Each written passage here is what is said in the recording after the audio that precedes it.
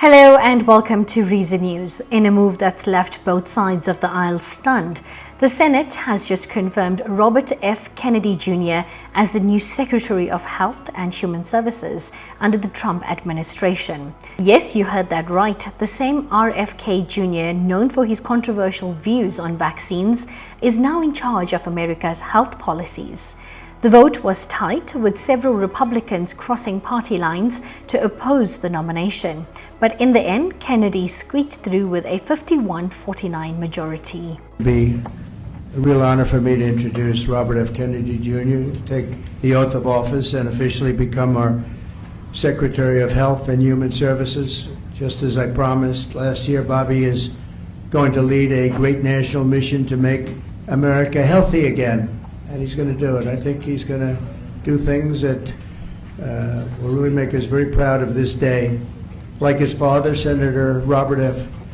Kennedy, and his uncle, President John F. Kennedy, Bobby has devoted much of his life to serving his fellow Americans in his campaign for president, and he was a very tough competitor. I did not like it at all. I said, let's get him on my side.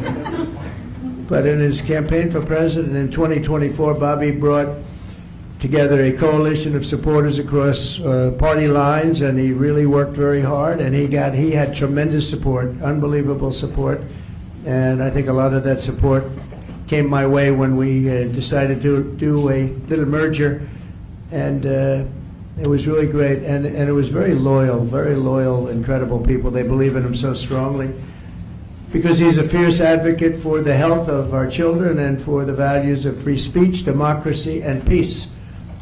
And people are going to be very impressed, I have no doubt. I've known him a long time. He's been a friend of mine a long time. Perhaps most importantly, though, Bobby created a nationwide movement made up of millions and millions of mothers and fathers and young people and concerned citizens of every background who want to end this horrible chronic disease crisis that exists in America. He's absolutely committed to getting dangerous chemicals out of our environment and out of our food supply and getting the American people the facts and the answers that we deserve after years in which our public health system has squandered the trust of our citizens, and they really have. They don't trust us. They don't trust anybody, frankly. They've gone through hell.